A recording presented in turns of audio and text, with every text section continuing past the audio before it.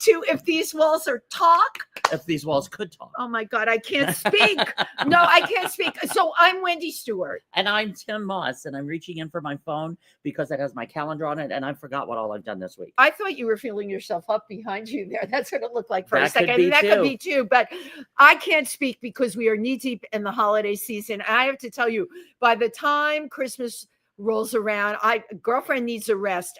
This is the first year we're actually going to be doing reruns. We're going to do it for Christmas Eve and a rerun for New Year's Eve. So yeah, so this is our holiday show.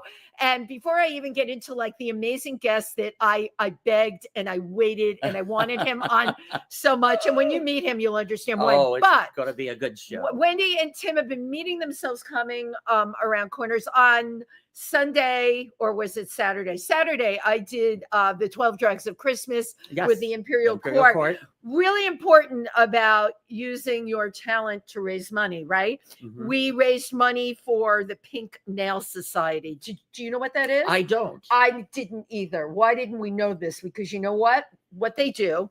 They raise money awareness for prostate cancer, which is absolutely through the roof right now. Yeah. And you hear about it all the time. So they're out of Florida. And why do they call it the Pink Nail Society? It's a long story, but we had somebody painting each person's nail pink, and it was fun. Okay. And it was the 12 Drugs of Christmas. And of course, we dedicated it to our Emperor Ron from the Imperial Court. Mm-hmm. Ron passed on, and you know, it's that time of year where you just want to like embrace everybody. Absolutely. And what did they call it? The most wonderful time. Well, that's what I love about this time of year is everybody is in a better mood. Everybody is kinder to each other. Yes. I love that. Why can't we do that all year? You don't know. You're really onto something here. If we ever have time to do like a campaign, a feel-good campaign, that it would be like Christmas all year round. Absolutely. Right. It's a generous time of the year. Last night, I was at an amazing party. One of our members of the Explorers Club, Bill Claps, is a world-renowned artist, has a very unique talent of painting with Japanese foils. And a lot of what he paints is nature. Mm-hmm. So it's a great way to, tell people about disappearing nature or whatever. But the party was really, really great. Uh-huh. We had, of course, there were Explorers Club people there. And we were just talking about George the rat guy. George, he's not a rat. George studies rats and rat behavior. Uh-huh. And he grew up in New York. Where there's plenty of rats. You have to be a New Yorker. Like, you're from the Midwest. I don't know how good you'd be as a student of rats. What do you think? Oh, but I've seen my fair share in the 43 years that I've lived in New York. Right. Living in New York and the places you've traveled. Anyway, all great stuff. Always great to see you, Tim. You're so busy this time. Well, and likewise. Oh, God. Yeah, and actually this week I'm going to be out of town. I leave Monday. I'm gonna, I go on? My best friend Nancy, she said her birthday or for her Christmas present, she's flying me out. So I'm going out there. I'm her birthday gift this year. Ooh. And going to spend Christmas with them, and then New Year's with my nieces and nephews. And it's just going to be a really nice next couple of weeks. Well, it's a whole family thing, which is like really, really so cool. Because Nancy is family, definitely. Right. And your best friend. And you guys, I love when you went to the UK together. Oh my God, we had a ball. They did. They had a ball. It's so much fun when people make all this social media stuff and they put it up on TikTok. You and Nancy had done a whole bunch of videos. He did a bunch of videos. I know, it's so fun though. God damn it, we're about having fun. I also want to give a shout out here. Friday night, I am going to see the amazing Randy Edelman at Carnegie Hall. Carnegie Hall. Shout out to Eileen Shapiro, his PR person and my PR person. It's going to be a wonderful concert. He has scored just about every major. Oh my God, so many films. Yeah. And now, this just popped into my head. Rob Reiner, A Moment. Oh my God. And his wife. How tragic. Right. Oh, I know. It's like major people. You just never know. Right. So you know what? Right. Reach out, hug the people that you love, and tell them that they matter to you. So I told you we were going to have a really fun guest on here today. This episode is going to be unlike any others. It's going to be like off the hook. Mm-hmm. All right. So much so we had to get water to wash things down with. I'm just going to leave it like that. Sounds so kinky. Well, water to, what is it? Cleanse our palate. We're right. Tim said we're going to be cleansing our palates here today. Our guest today is actually world renowned. He travels all over the world. I first met him because he had a company in Brooklyn called Brooklyn Bugs. And I'm like, what is that? Our guest today is a gourmet chef. He is an insect ambassador. But you know what? More than anything, I really want to share this with people. He is bridging cultures through his amazing cooking, his speaking, his spreading the joy of what 80% of cultures around the world already know about, which is edible insects. And I have personally been to a number of events that he catered. The displays were gorgeous and they were actually tasty. Okay. Which we also have an incredible display here. We have an incredible display and Tim and I can't wait to dig in. Our guest said to me, make sure you come with a good appetite. So please welcome Joseph Yoon. Hey. Yay. How's it going? We are good. Look at your shirt. I'm so glad you love this. dressed for our occasion today. Thank you. Thanks for having me, guys. Welcome to this show, Joseph. I'm just for a minute. Tell us about your little friends on your shirt.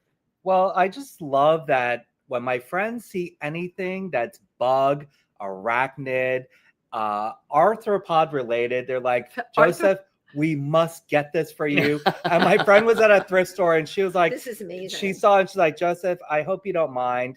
I saw this and I had to get it for you. And I was like, do I mind? I freaking love this. It is so perfect. Yeah, it is my favorite shirt. I am living. Yeah. And Joseph did use a big word, which I want to explain. And if you haven't heard, arthropod, can you tell people exactly? So in the animal kingdom, the arthropods include not only insects, but also arachnids like spiders, but also crustaceans and animals like lobsters and crab and shrimp. Okay. Interesting. So when we get into the idea of discussing eating insects, we're already eating sea bugs, maybe. So maybe just like a way to think about it. So what is the word again? Arthropod. Arthropod, is that like with a shell? No, it's an exoskeleton with or legs. A shell, but it's okay. The so for shellfish, the shell is on the outside, and it's not a part of their body, but the exoskeleton is a part of the insect. Okay. And so that's like the And the pod, does that got to do with the legs? Where do the legs come in? Insects have legs. Does that definition encompass insects? Technically have 6 legs. Okay. And so, but we use the term insect colloquially to also vernacularly to also include spiders and scorpions and things when we discuss like edible insects. Right. So, yeah. But you cook all of it, don't you? I do. Yeah. I have never had a spider dish cooked by you. That's like do you do that too? I recently cooked a tarantula. Oh, there we go. When I was in Thailand. I don't know if you want me just to get into it. I was going to ask you about Thailand and your dish over there. Because Joseph did just Bring get back from give it to us. Well, so it was Tell really us how Thailand was. Beautiful because I got to spend an entire month in Thailand. Wow, nice. And we got to work with a lot of different both indigenous groups and a lot of women entrepreneurs as well that are involved either in insect agriculture, edible insects. And so it's really amazing just to be there and to listen, exchange ideas, information, and learn and brainstorm and really ask a lot of questions. And I think that one of the things I love about traveling is that it offers an opportunity to experience something entirely different than what you're used to seeing. Right.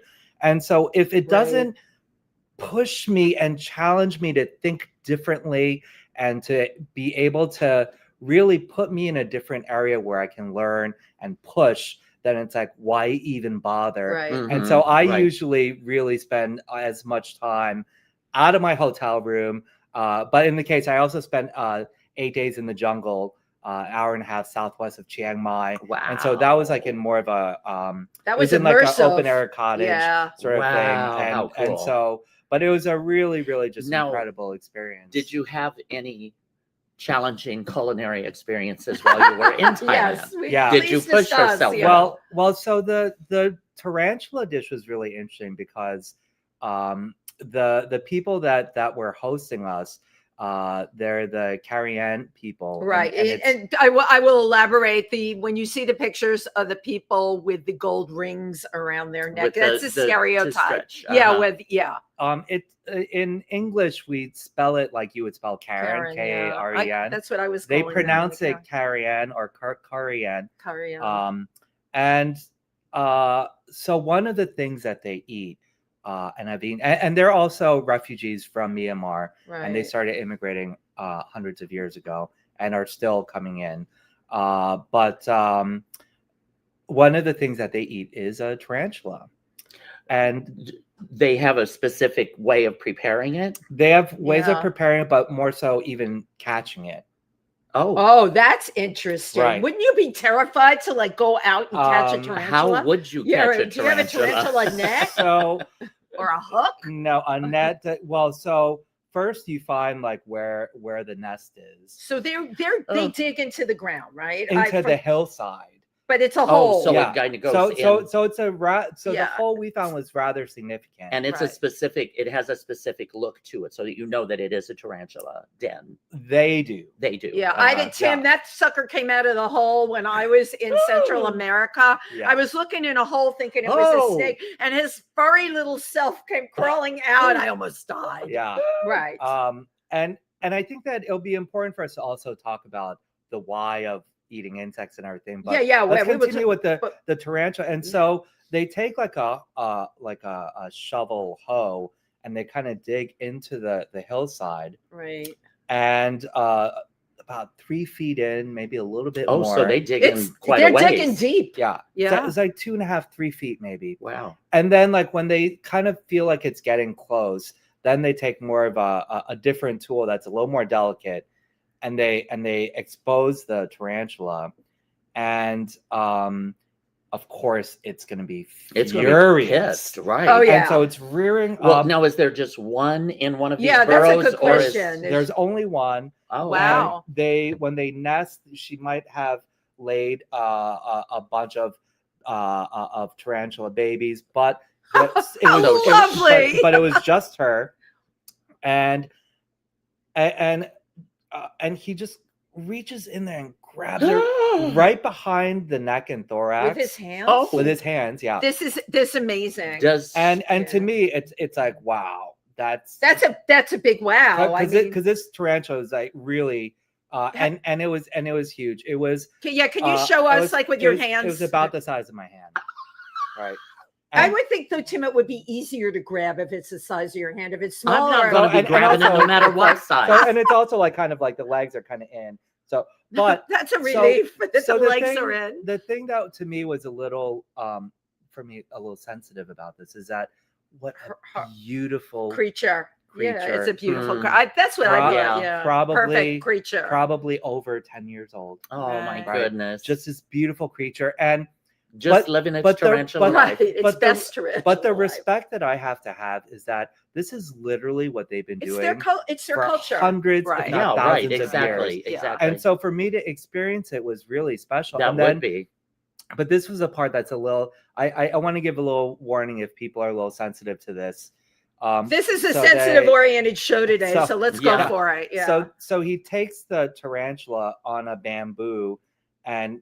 While it's alive, so irritates it so that it takes its fangs out and puts it up, and then takes his machete and defang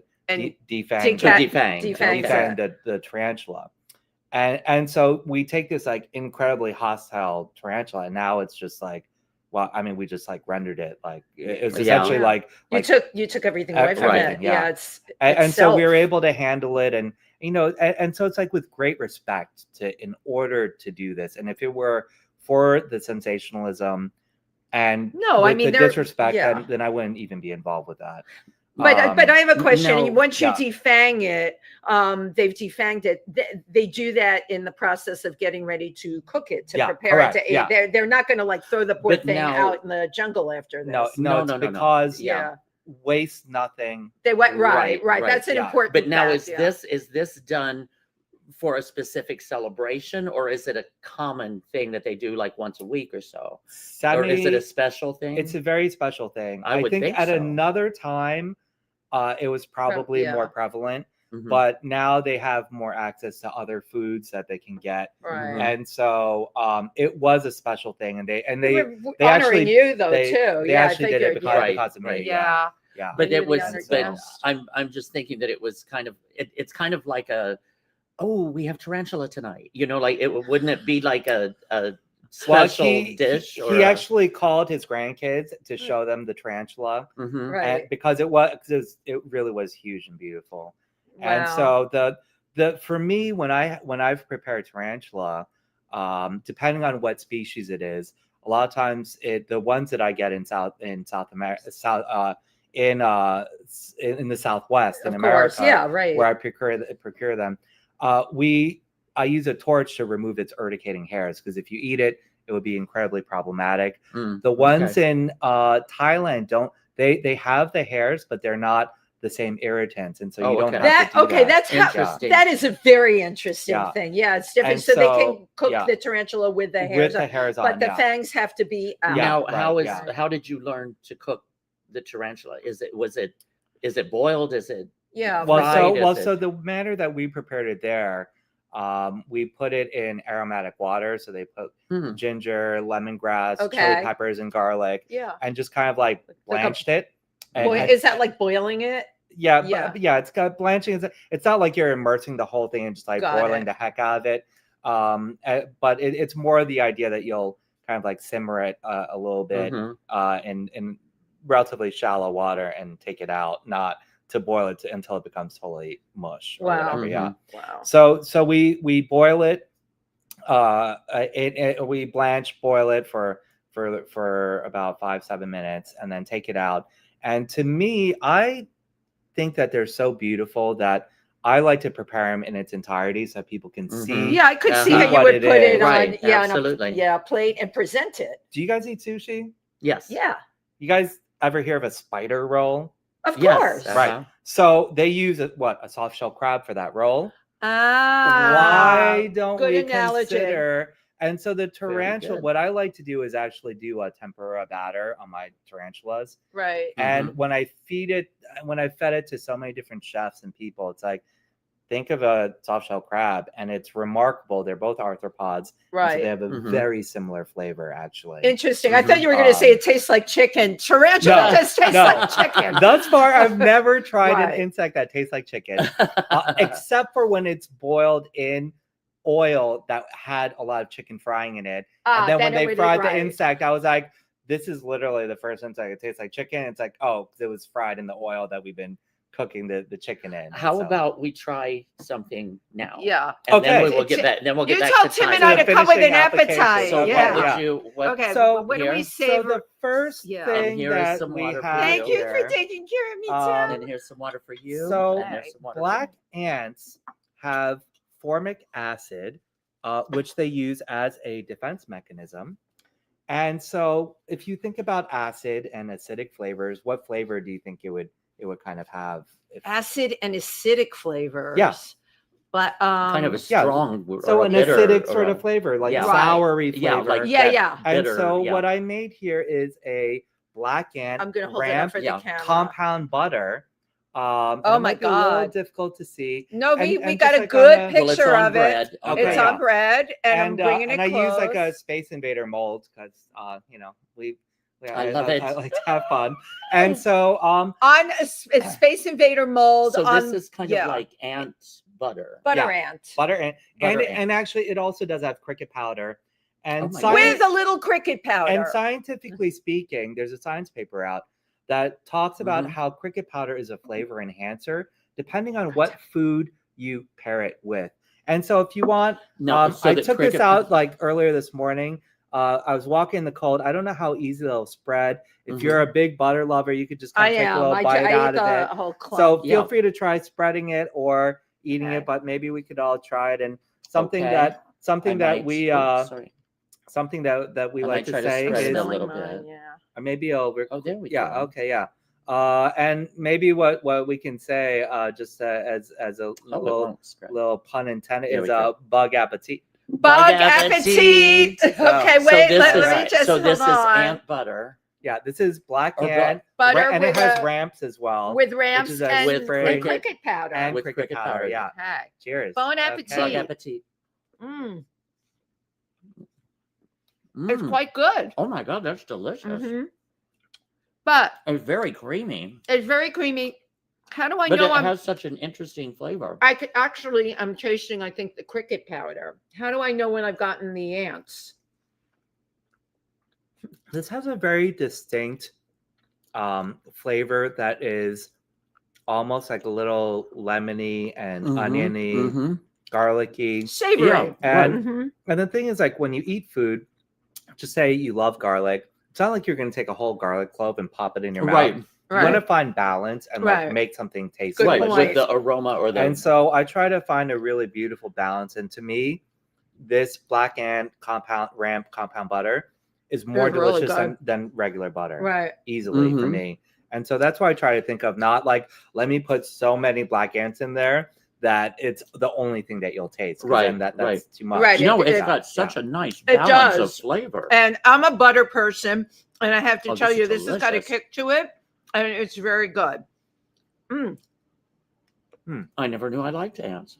There you go. Did you look like the type of kid when you were growing up might have eaten some ants in the backyard? That is very possible. Yes. And yeah, maybe. Who knows? I yeah. wasn't usually real with creatures like snakes and insects and all of that. I kind of steered clear of, but Yeah. So you see how easy that butter is to eat. That I is. mean, It's really it looks quite like a good. big Thank you. chunk of butter, but Well, that was Yeah. good. I keep thinking Joseph started off with something that was pretty tame for us because we're going to rev it up. yeah, we're going to amp it up. We're here. gonna amp it up. But, so you were. Thank you very much for that. Yeah, Oh, that yeah. was So great. you were in. Yeah. Palate clean. So you were in Thailand. Yeah. Did you have any challenging, or did you Oh, challenge wait, yourself so, at all? so I'll, Yeah. I'll finish the dish that we ate. And so they have a dish called lob, and Which that's is- like one of the really traditional northern Thai dishes, one of their signature dishes. And it's essentially you mince up meat and add a ton of aromatics, and you add it with like sticky rice, or you just eat it. You eat it with like any manner of like a ton of things. But so we ended up mincing we ended up mincing that tarantula incredibly fine, and the back abdomen is just full of its like juices, and so you could almost think of like foie gras or something when that explodes, because it just It kind of explodes. well, it's so juicy, Right. and with Wow. all the stomach and intestines back there. Stomach, And intestines, and hairs. Okay, keep Yeah. going. And so you just mince it up incredibly fine, and then you start adding all the aromatics and mix it up. Right. And it, like, so I had chili peppers, galangal, which is a type of it's like their version of ginger, garlic, shallots, Wow. It's turmeric. It sounds and very gourmet, chili even the peppers, preparing of it. and a lot of it's like done with the afterwards with the mortar and right, pestle. right. And it was like really beautiful. But when I described this process to, like, someone started crying because they were really upset about the way the tarantula. Who was the person? Was it a local person, or No, was it a one of- Western person yeah, that like- was with you? Yeah, They were yeah. crying over. Well, just like when you hear about the way the tarantula and defanging it and Right. the preparation, it was just like very Right. very bothersome. And so what I try to do in those circumstances Situations. and really it's like understanding and empathy. Right. It's like, I understand that this is that this can be a little hard for you. Do you want to talk about it? And I apologize. She's like, no, it's nothing that you did, Joseph, but it's just my relationship with spiders. And so right. I think that these are like the really big things. It's like being sensitive to the way that people feel. And in sharing my work, you can imagine all the very triggered, sensational. I was going to ask you about that. Responses well, and especially here in everything. the West, in the Western world. Most Well, definitely. and I like to also clarify the Anglo-Western world, because we're on indigenous land and they eat insects. Yes, correct. And so when we say it, I like to clarify, because there's so much perspective and history that we have to take into account of this long history of eating insects. And so I just like to put just try to think about, and so that's a really big part of what I try you to talk do. about, bridging cultures, and obviously this person that reacted against what was happening to the tarantula would have very much been me, but I've learned from spending time with remote cultures, respect, empathy may not be my thing, but you know what, if it's too much for me, I will just walk away. But I can't judge it,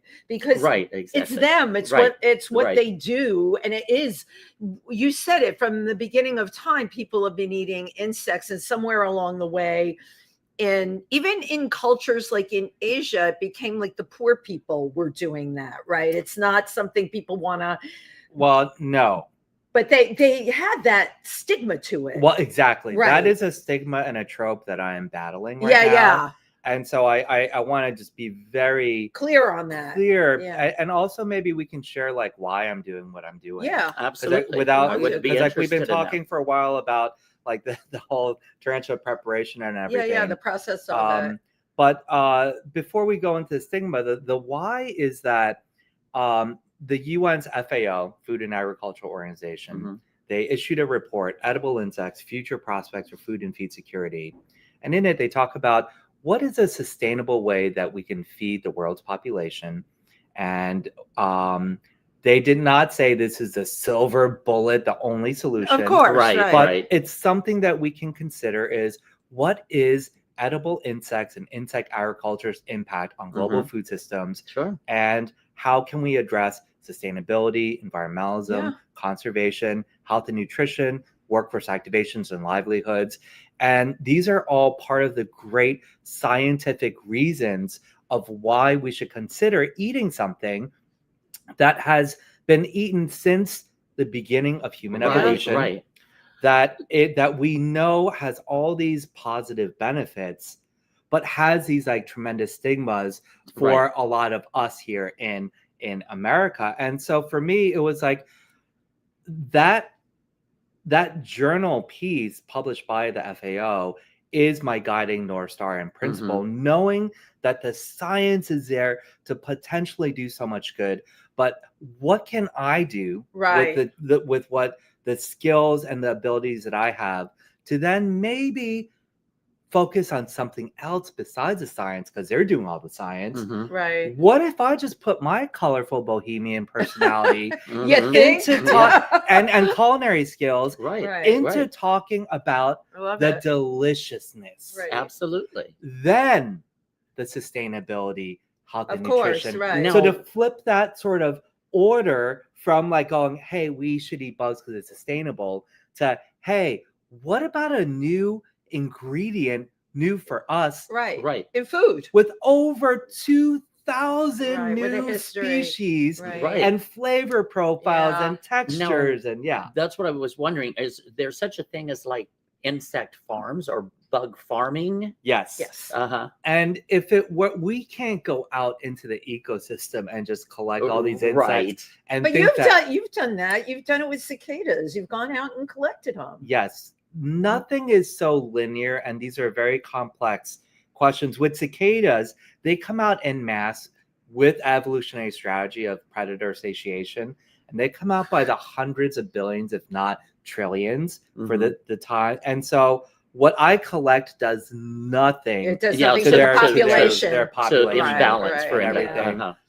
But if we were to do that and encourage people around the world to do that, but also where's the food safety regulation? You have to have all of that. And so all the vendors that I work with, they collect, they farm them on farms. And we have everything from small sort of mom and pop farms to state-of-the-art 21st century vertical farming for insects. For instance, wow. And so it's like there are just so many sort of variables and ways to consider this.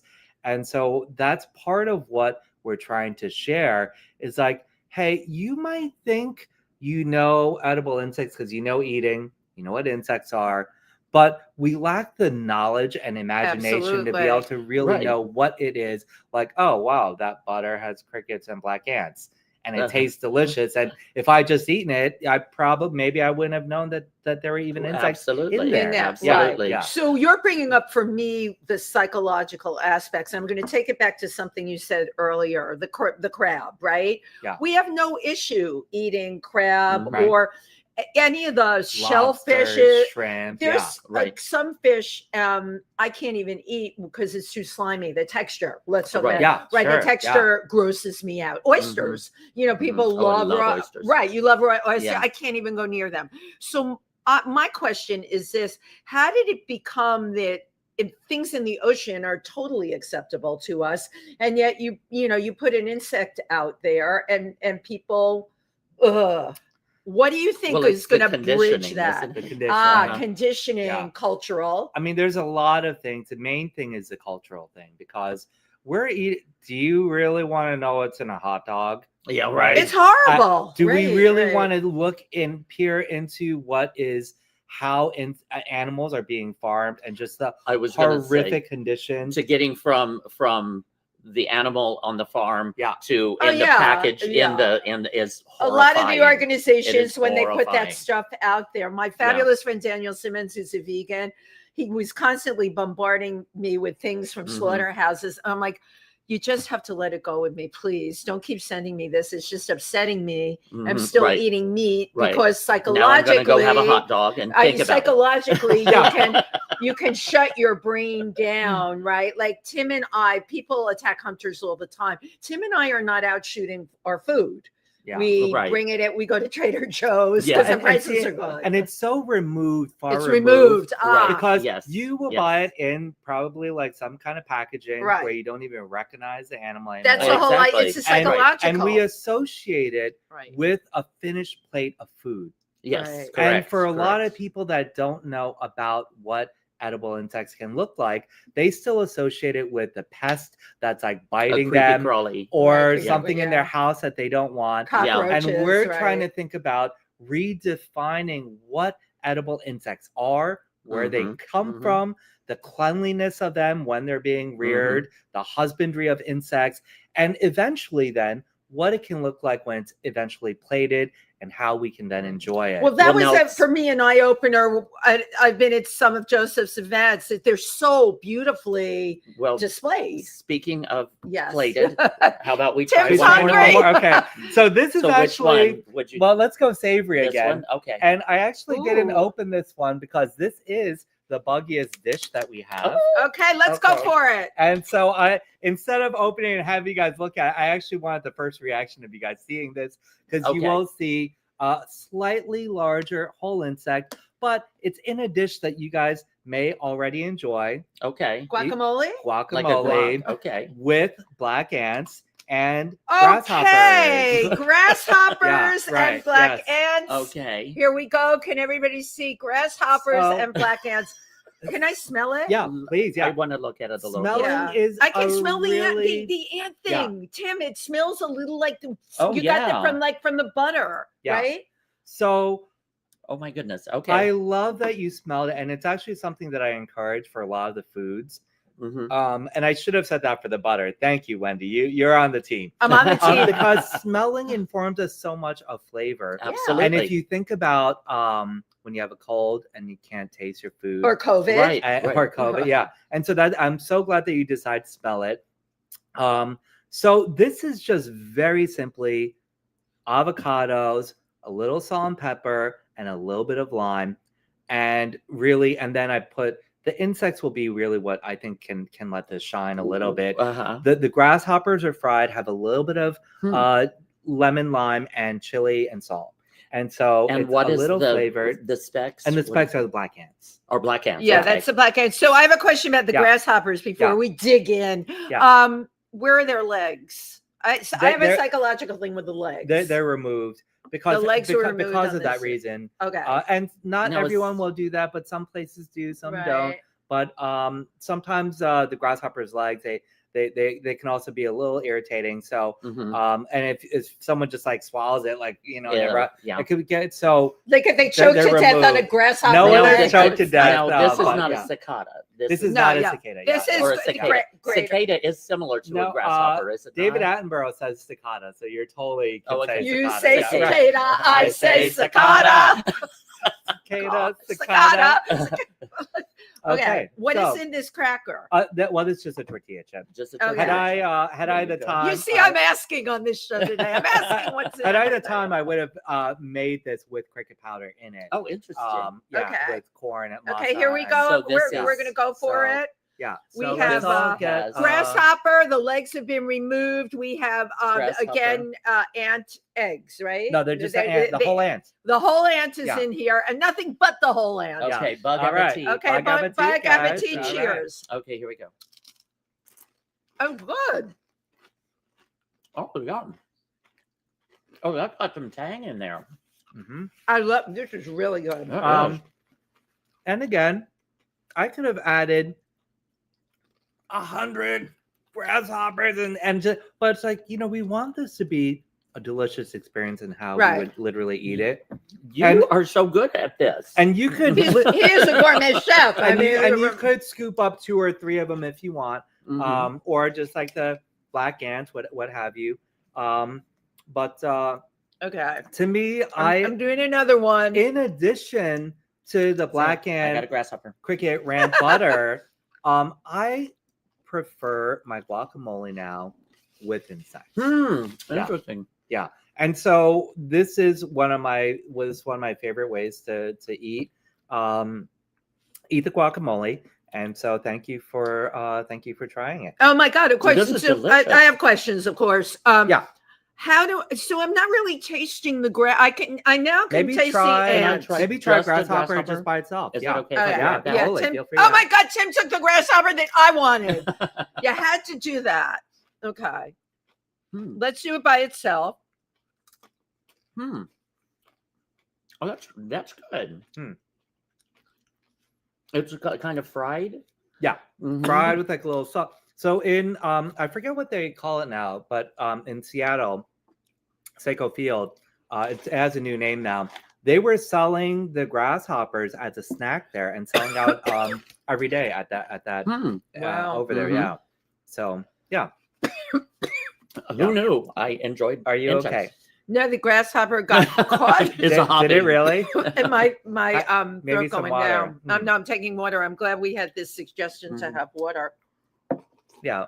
So okay. So far, my favorite things are the ants. Those go down easy for me, and I like the ting. That's the zing in it. Yeah, it's a zing. Absolutely. The ants have zing. It's almost like if you eat it by itself, and it's almost like Pop Rocks. It just kind of like has so much like So Joseph, I have a question. Yeah. How in the world did you discover that you had this talent? Yeah, a gift for cooking insects. Well, how did you stumble upon that? Well, I've had a lifelong love of cooking, and in my family, a lot. Well, like so many other cultures, we really share so much of our love with food.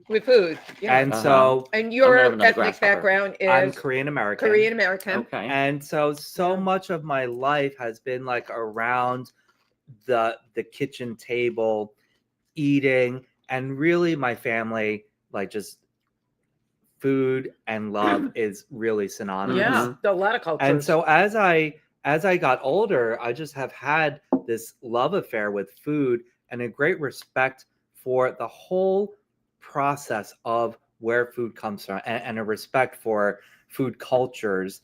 Because when I was younger, I remember when we were growing up, we did not eat kimchi, which is Korea's really signature and probably one of the most famous staples, which is fermented Napa cabbage. That's spicy. It is. And it's like quite pungent. And so we, for many years when I grew up, did not eat it during weekdays because my parents were like, well, we don't want you guys and us to go out and smell like Korean food during the week. A stigma. Yeah. Wow. I never thought about that. And so we would eat on the weekends, and I would like just love eating it.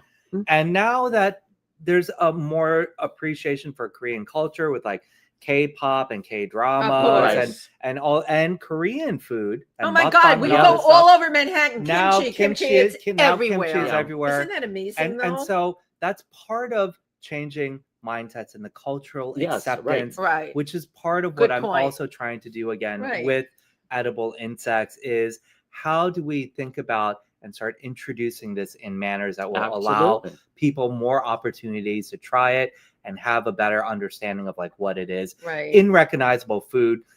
So instead of like bringing you like a bowl full of guacamole and or grasshoppers, you add a little I put something. it with I think guacamole that's smart. so we could eat it as so food, did you start off cooking mostly like vegetables, fruit, like or meats? Yeah. So when I found the UN's FAO report, I was like, wow, there's great purpose to this.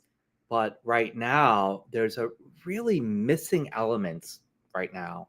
Because right now, people are talking about the science behind it. Right. But, and there's really a void, even though there are billions of people around the world that eat it regularly right now, today, but there's still this great void. And so I was like, I want to try, and I instead of like calling myself an insect chef or something, I was like, the void is that we need someone to take more of an ambassador role. Yeah. And so I called myself an edible insect ambassador. I love that. And what I thought was important is that I don't need to hide my recipes. I don't need to like shun other chefs that want to learn things. I want to be a conduit to build a community. Conduit, that is the key word. To talk about and be a resource and work with people. And so that's really been a big part of what has, and not for nothing, when I started, I immediately started getting phone calls from a lot of love from my local media, like our local newspaper, the New York Times, and the NPR, all the local NY1 and all the local news channels came to my events. And so I was like, wow, they never called me to ask how I was cooking as a private chef. Wow. And so when I saw the opportunity to be a part of potentially transforming minds, 8 years ago, I had no idea where this would take me. I love it. And back then, I admittedly was probably better known for being a fun-loving party boy chef. And when I started working with universities and museums, and conferences, and now like being keynote speaker at these places, I realized, okay, this requires a change in who I am. Fundamentally, I am still at the core very genuine who I am. But it required a little shift for me to grow and to be able to respect the opportunity I have to literally share my work now on 6 continents. Travel over 500 days, funded primarily by universities. And so that just, it really just kept growing and growing, where I just would keep committing my life energy and my passion and really try to rediscover and think and really be able to think about this in such a understanding the complexity of this, and being like already like a really cerebral person.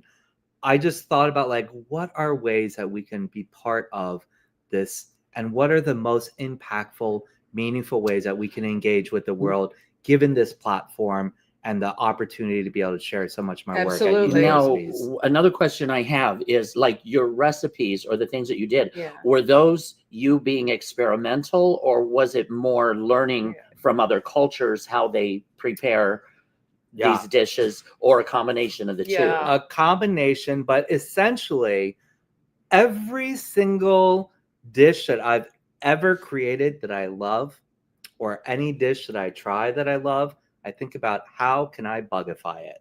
And so, I love that, bugify it. So for those that might wonder, like, how could I start eating insects, or what's like some ways to get started? It's like, instead of like starting with a new ingredient and a new dish and a new recipe, I just think about like, okay, what are some of my favorite dishes and how can I incorporate insects into it. And so that's how I've created like the hundreds of unique dishes and sauces and desserts. Don't forget, we have 3 desserts. I'm looking at them over there. Yeah. Oh, I lost it. I just lost it. We went from 3 desserts. The desserts distracted me. We have dessert on the show. Yeah, but I was going to ask you, you must be working on a cookbook for all this stuff, right? Oh, I remember. I am, yeah. I'm thankfully been working on my cookbook, and but it's much more than a cookbook because it requires a lot of like, why should people listen to me? Who the heck are you? Who are you? So it requires a lot of really introspective, very vulnerable, personal life sharing and philosophy, in addition to like, what the heck have I been doing on all these continents at all these schools, and what are people saying? And so it includes like a lot of storytelling and narratives. I was going to say, but you have the experiences. You have the exposure to this to bring to the table. I look at you and I say, you are the bridge, okay? Because we hear about eating insects, and every now and then there'll be something that pops up with insects or whatever. There's been no continuity since I met you. It's your curiosity. You're a member of the Explorers Club. This is where you took it. Now, I believe you can use this to make the world a better place by what you can bring to the party.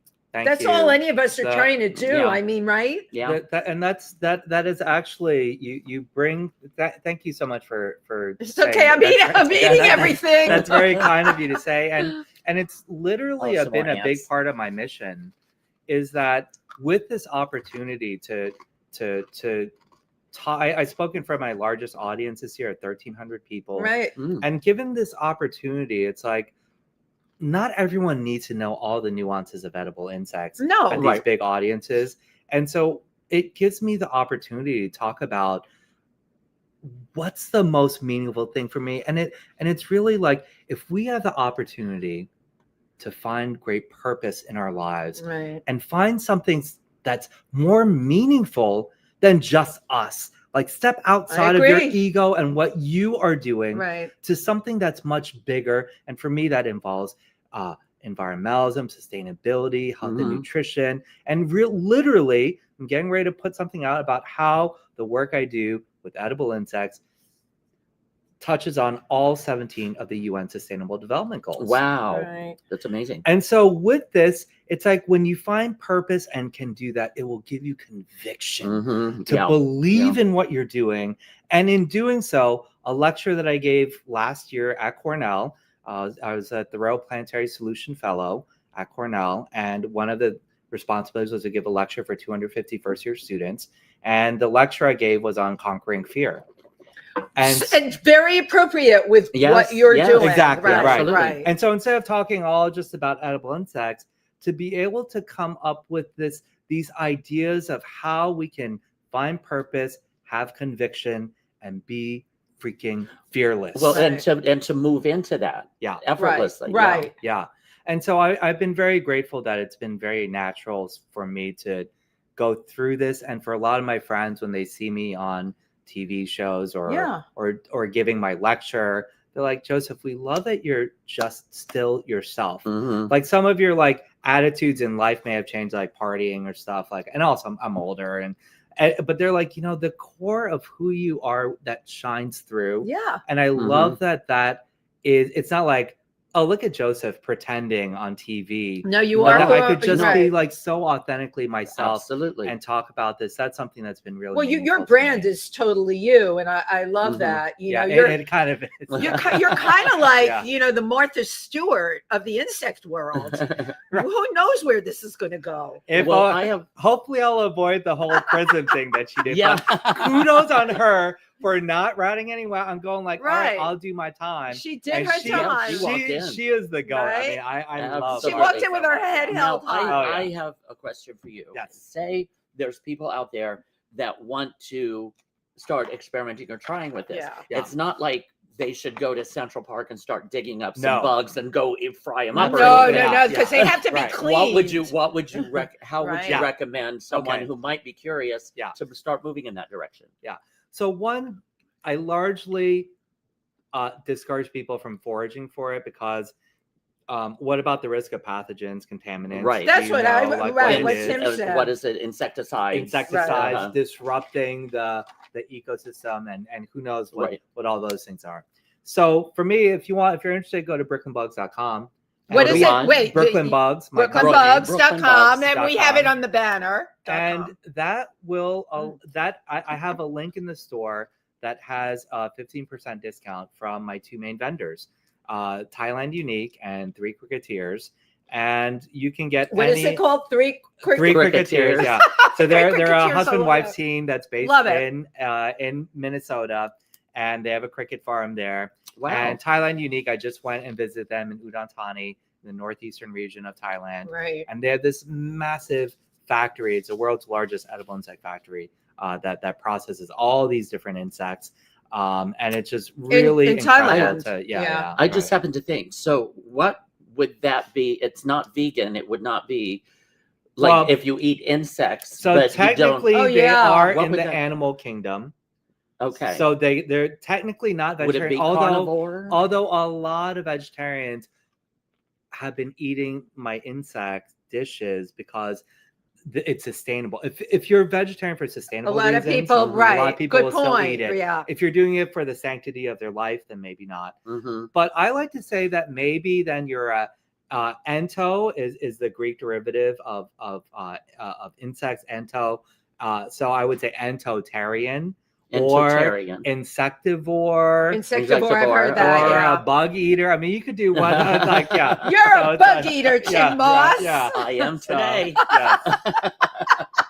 Yeah. Is that dessert? Let's bring one of those over. Yeah, you can pick which one, or maybe we just bring. I like this way. Yeah, bring them both over. Yeah. But well, we'll start with this one. We'll save that one for a little while. So show everybody. So what we have is a pumpkin spice cricket bread. Oh my goodness! With a pumpkin spice glaze, and looks yummy. Yeah. So let's dig in. Bon appetit. Okay. Bug appetit. Bug appetit. Okay. Oh wow! Very good. Oh, that's interesting. Because you got the pumpkin spice bread, but yet there's a different flavor to it. It's a different flavor. Give it a little smell, because you will smell a lot of pumpkin spice, but there's a nuance that's in there if you were to smell just the regular pumpkin spice. Yeah, I would need the basis of comparison. Right. What is very interesting psychologically on this, what you expect, the pumpkin-y and the things that we're used to, we can taste it, we can smell it or whatever.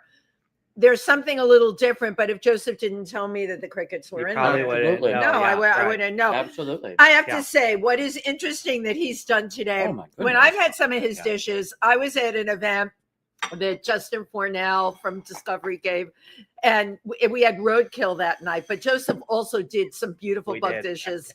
And I went to the very end of the food station because it was too much roadkill. I was flipping out a little bit, and I saw this gorgeous salad, and it had spinach in it, and it had mandarin oranges in it, and some kind of dressing on it. And I'm like, oh yeah, please heap it on my plate. And the person said, well, there's cicadas in this. And as he put it on my plate, out came Mr. Cicada. And I was just they're not small. No, right. And they have wings. And it was that psychological thing. And I'm like, okay, I'm going to try it. But the minute that wing hit the roof of my mouth, I couldn't do it. Interesting. That cicada. I'm trying to think which it might have been grasshoppers in that dish, because the cicada dish was a tempura batter cicada.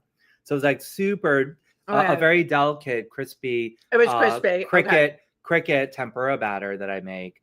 obviously Wow. add cricket powder to my tempura. Obviously, who doesn't? Yeah, Everybody right. does. I mean, everyone should be doing Yeah, this. really. Yeah. And so it's like a really beautiful and crunchy. So if you ate the cicada, it really should have been a really delicate yet beautiful, crispy. Maybe it was psychologically what was going on in my head. And a lot of it is very psychological. Well, you had this is what I want to ask you about, like larva. I know you serve it up. Yeah, totally. I can't even handle it. You know, it's again. Well, is that the texture? It's like the oyster, right? Yeah. You're so smart, Tim. I don't, It's I don't like think it's a texture. I think it's the idea that it's like looks like a worm. That could be right, too. but it feels bouncy in my mouth, and I don't like that feeling. Well, I mean, because there's so many different textures with the larvae and with the different. It was some larvae dish you made that I was trying. And you know what? I love that. Like, I did not guilt you. I did not make you feel bad. You don't. And like, I think it's like really important. And like, one of the things I also love to share with people is that I don't need you to like my food or like just say you like it, because it's so much bigger than me. I love that you're saying that. It's right. So, right. Like this idea Right, exactly. that I'm working with is so much bigger. Yeah, it really is. So it's like I will not pressure you to eat something. I won't guilt you or try to shame but you. It's here. But yeah, it's here. And because if we went with a didactic route, like the world's going to end, climate change, we must eat it. Think about how like you're going to turn everybody off with that. You'll turn so many people off. But for us to be able to like do it in a manner that's like fun, engaging, inclusive. I agree with you. With the option for people to make their own decision. Absolutely. And so that's a big part of the philosophy. Now, can you share with everybody the nutritional value? Yeah. Oh yeah. Oh, thanks for asking about that, because there are advantages to this. So a caveat to this is that there are over 2,000 species, and the manner in which they are reared, what they're fed, and how they're processed is going to affect their nutritional value. So with that being said, using crickets as the gateway bug, as like kind of like the big bug that's like, I love gateway bug. Crickets are the gateway bug. Those crickets will pull you in. So with the crickets, they are anywhere from 50 to 80% protein by weight, depending on like, again, how it's prepared. They have a ton of micronutrients, from vitamin B12 to magnesium to calcium and potassium. They're low in fat, and it also is proving to be incredibly beneficial for our prebiotic gut health. And for people, that's a whole other thing. It sounds like a whole other topic. Sounds like a superfood. Yeah, it is a superfood. And for people that are like, oh, well, chitin is indigestible, so so we can't eat it. Okay, so if we break down this statement, chitin is I don't know what chitin is. Chitin is the part what's in the exoskeleton. Oh, the exoskeleton. And also in the shells of shellfish and everything. So it's a protein. And the thing that's like needs to be understood is like, okay, so yeah, we might not be able to digest the chitin, but you know what does is the bacteria and stuff that's in our guts. That's why it's prebiotic gut health. Okay. And so it is so incredibly beneficial for our gut health to be eating it. And so it just takes a little bit of knowledge. And sometimes people just like take some like really topical idea and go like, oh, wow, but it's like and chitin is also like in like mushrooms and a lot of other different foods as well. That we were already eating. That we're already eating. That we're already eating. Well, okay, here it comes. Okay, okay, so we have gorgeous two last bites here. One is another pumpkin spice, because it's like just in season. With, it's that time of year. Let's have a little pumpkin. So it's a pumpkin cricket white chocolate cookie. Oh, yum. And so this, with a little bit more of the spice glaze. And the other one is a cricket. It's like a cricket chew that's like been dipped in chocolate. So we have two different things. Yeah. Okay. So these are the cookies and these are the chews. Yeah. Okay. And the chocolate topped is the those are the chews. Yeah. Okay. So we're having the cookies first. Yeah. This one's like very similar to because it's like pumpkin spice. So, okay. Yeah. Here we go. Bon appetit. And this one has whole crickets as well. So if you, Oh, it's crunchy. I think I'm okay with the crickets. I think I was choking Really before good. because the grasshopper went down the wrong pipe. Mm-hmm. Or maybe I wasn't used to eating. That's Yeah. why I asked you what happened on the Yours is legs. good. Right. Oh yeah, right. Yeah, you have to be mindful Let me of smell. chewing. Mm. This is very good. This is really good. Thank you. I'm so glad that you guys are willing I'm loving to this. try all the different things. Absolutely. We're those type of And, people in life. We'll try anything. We're adventurous. I'll try. Yeah, no, I will second that. And Yeah, I do want could to feel say the cricket in there. On this one, a little bit. Yeah, that was very the cricket cool. on the one you got. Mm-hmm. What did it feel like, Tim? It felt like a cricket. if you didn't know, you might have thought it was a nut. Exactly. Right. If you didn't know, right. Yeah. I think it's not out of the ordinary. Right. It's not texture, Yeah. The texture. This is really good. That was. All right. I'm now having these. These are all right. That's a chew. And so it's going to be a little chewy, and it's like There's the base chocolate of on it is top. made with like a meringue sort of thing, but it's not a meringue, but it's like kind of has that. That's like how I got that chewy texture on that one. Yeah. Okay. I wonder if Steve's going to want to try this because I only bought 3 of these. Let's save. I'll save these. that one. Yeah, because we'll I've already. For people what is in watching, here? Stephen Shanigan is one of the owners of Pangea, where we do our show from every week, and we want to save some of this for him. And this was cricket in here. Yeah, crickets. Yeah. And this is crickets. And this one has white chocolate as well. Yeah. Oh my God, This is really good. Thank you. And oh my goodness. I just love that, like in a very short period of time. So we spoke yesterday, Wendy, and you're like, "Are you going to bring food?" And I wasn't sure because I knew I was going to bring something, but when you were like kind of encouraging me, like, "Hey, of bring course. food," then I was like, "All right, let me see what I could pull together."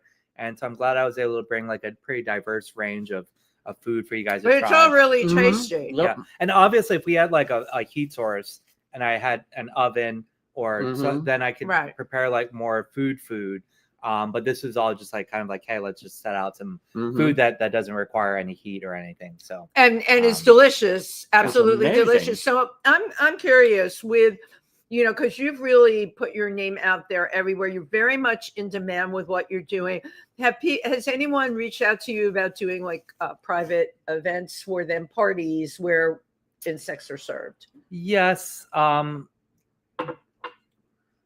They have, but I because of the demand of my work, a lot of times I've largely been focusing on my university and museum events as I that's important because that's educating people. And but under the right circumstances. But there's something new that I'm going to be starting shortly before the end of the year, which is I'm going to relaunch my Patreon page.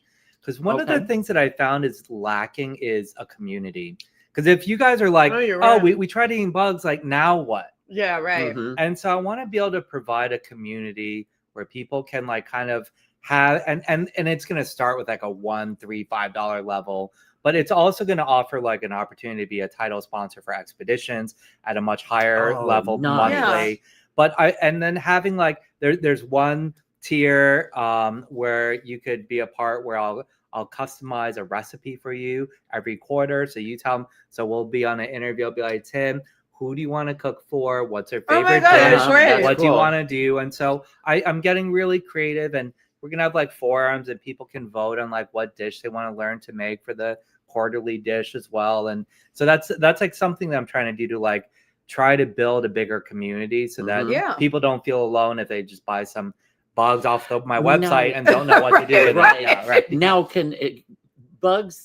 certain bugs, they can replace like maybe certain meats or something, with recipes. Yeah. Right. Substitutions. Bug substitutions. Like, so this is going back to the health and nutrition substitutions that you're asking about. 2 tablespoons of cricket powder can have 15 to 20 grams of protein. Right, that's a lot. Wow. So, and like for an adult, like typically you're going to be trying to get about 30 grams of protein for lunch, maybe a little bit more. And so 4 tablespoons of cricket powder in your smoothie for breakfast, or maybe in your lunch if you're having a soup or something. And so it's really easy to get the protein that you need through a vegetarian diet that's bolstered by insect protein. Mm-hmm. And that's an actual really good point, because a lot of vegetarians, friends of mine, they really have to work to get their protein, because it's just not easy. Right. Yeah. Because like me growing up in the Midwest, I was brought up meat and potatoes. Yeah, corn-fed white. And trying to undo that conditioning and introduce other forms of nutrition. Mm-hmm. That's quite an undertaking to educate people today. I've had the great fortune to work with a lot of Midwest universities. And when I talk about alternative protein and insects, sometimes the kids will be like, what do I tell my parents? We come from like 3-4 generations of cattle farming. Right. So like, and I'm like, this is not mutually exclusive of one another. Right. I'm not trying to take away something from you. I'm trying to add something to your diet, to diversify your diet, give you different options. And so that's a really important thing. But while I was at Montana State University, one of the professors, her husband, we were all eating dinner talking about it. He was like, actually, when I was growing up, I remember we would turn over the logs and there'd be these like massive larvae that we would eat. Mm-hmm. And she looked shocked. She's like, oh, you never told me that. You never told me about the larvae. And what was interesting is that when digging a little deeper into the why, and there was a great sense of shame with them growing up. And I think this was in like the, but I think it was like in the 70s when he was like eating the larvae, is that it was for them. They were a little poor, and they were eating it, and they were ashamed of that they were eating. There's shame and guilt attached, and so we're already seeing that, and so this is all part of like as I travel and try to understand and ask questions and listen. Is like there are a lot more people out there that have eaten insects, even here in America, that just have not been talking about it. Right. They're closeted insect eaters. Closet. For all of the closet bug eaters out there, time to come out of the closet. Time to come out. We've got your back. Do you ever have like a salad with like grasshopper or like raw? Do you ever serve raw? No. It's always cooked. But I do make a salad, and then I would make a cricket or black ant or a vinaigrette. So I would make the emulsion with like the Dijon mustard, the balsamic vinegar, cricket powder, garlic, and then slowly start whisking in the oil. And so it adds flavor, adds nutrition. So it's kind of hiding the insects. But then I would, for those that want it, I will put on kind of like croutons, some crispy flavored crickets on top. Crickets on top. There we go. Cricket croutons. See, now after eating this, I would try that. I would totally try that. Right. So, Tim, you would also love, Joseph served a grasshopper mojito. Wow. That night you did have cicada dishes at the Explorers Club. There was a cicada dish. I had that. And I washed it down with the grasshopper mojito. And it was really good. That mojito, I believe, was like a collaboration where they were doing something, I was doing something. So it kind of started. But how cool. What a great way to get your protein. Yeah. Well, and a mojito. It's not always that when you're eating that it's all just about health. Just because they are healthy doesn't mean we can't eat it in dessert and like this was so great. We have a couple of comments. I'm not sure if I can see today. I have my glasses on, Tim. If you can scroll. We have a bunch. Suze, hello, Suze, a wonderful designer friend. This is Denvetta, my makeup artist friend who I love. Denvetta. This is fascinating, but I had to laugh at you guys talking about tarantula like it's meatloaf on Wednesday. I love that. Hope Claudia from Germany. She's from Germany. Hi. It's all about what we are used to. Yes, she's one of our favorites. We love her. I have to say, she attended free online course at Yale. Of course she did. The psychology, biology, and politics of food. We can feed all the world with what your guest expertise. Wow. And this and this that is what also. I think. we need to have global acceptance and ambassadors for conquering new food varieties. Absolutely, yes, Thank you for and I love comments. you've already had exposure to this. I want to steal the shirt off Joseph Yoon. I don't mind people ripping off my shirt, but this one is a special one. Special. So, Yeah. this one and you look gorgeous, Wendy and Tim. Of course they do. Oh, of course, I mean, right? Yeah. Hold on there. Wait, go back. Oh, Yeah, sorry. there's the food looks yummy, and then there's another and what is that? We need audio recipes for this inclusive kitchen, so we can listen while it's cooking. So this will be part of what I love that. the She's Patreon so is. Fabulous. Yeah. And so she's so fabulous. That's kind of the idea and of that. Yeah. Mr. Starfest just got here. I was in yoga class.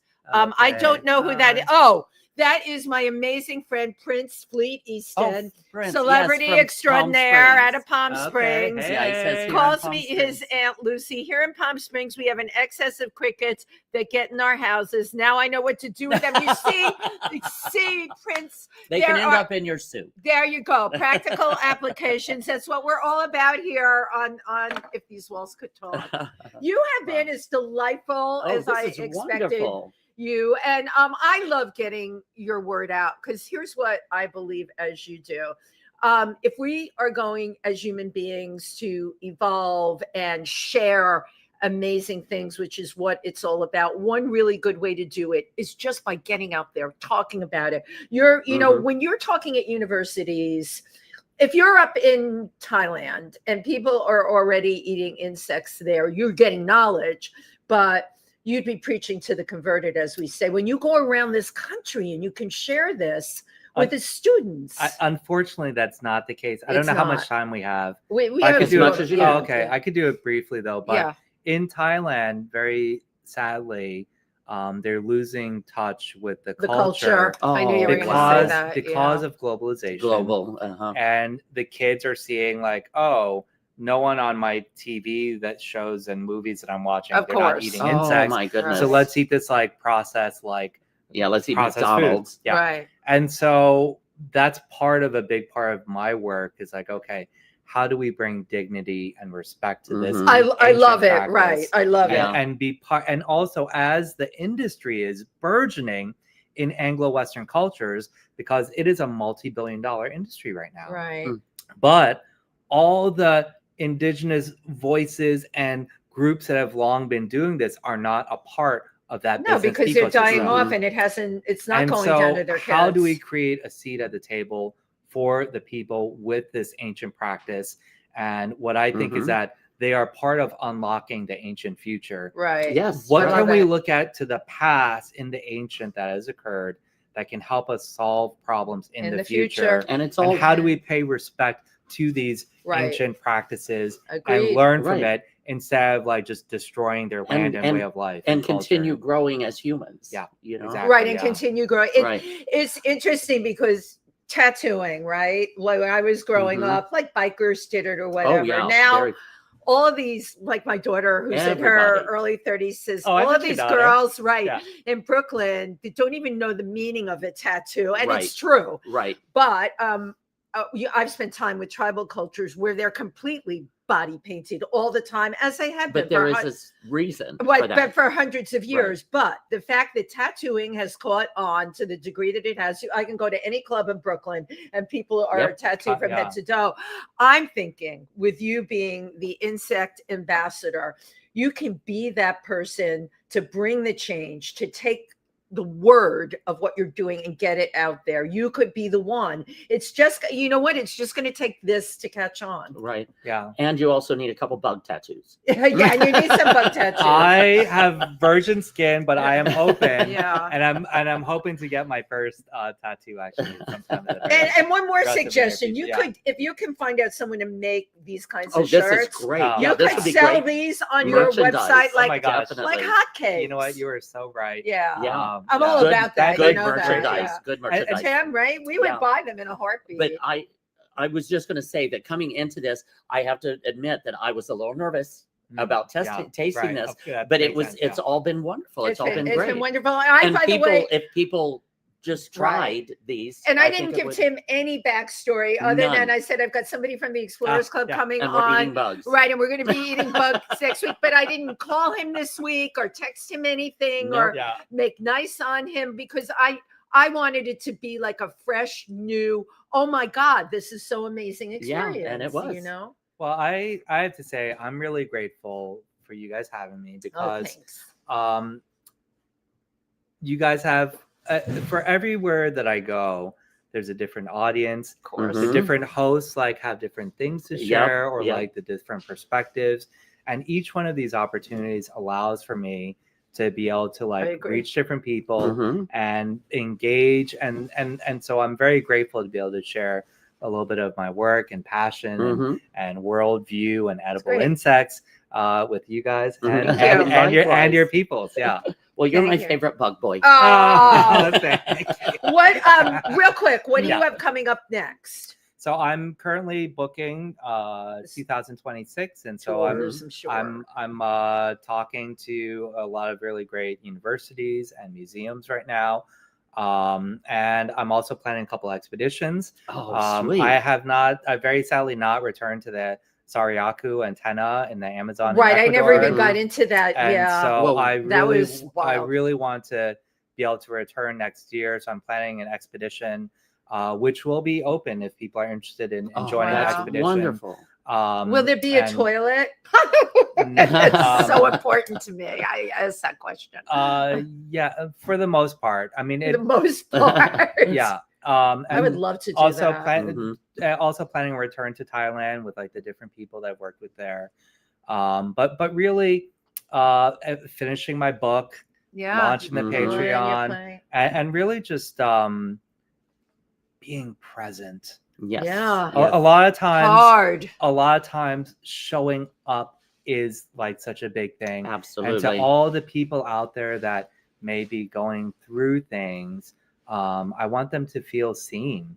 And so much of where I travel, a lot of times people just when we get together, even amongst our friends, and like everyone's talking at the dinner table and you can't, we all just want to be seen. And that's really such a big part of what I try to do everywhere I go. Is you guys probably can sense I'm loquacious, I love talking, but even more I love listening. And so I love to be able to develop these relationships with people and listen and show just like how much they can be seen and how much that we can share this caring and love for each other. And important. So that's a very beautiful quality. Yeah. Thank you for that. Important. Thank you. Yeah. And with that, we need people and energy like that. Love like that. And with that said, thank you everybody who tuned in today. We will be on hiatus. I love saying that word for 2 weeks, and we'll be back, of course, in the new year, 2026. Be loving, be kind, live your best life, no matter what's going on in the world. That's the most any of us can do. Thank you for tuning in today. And have a wonderful holiday season. Bye-bye. Thank you. Bye.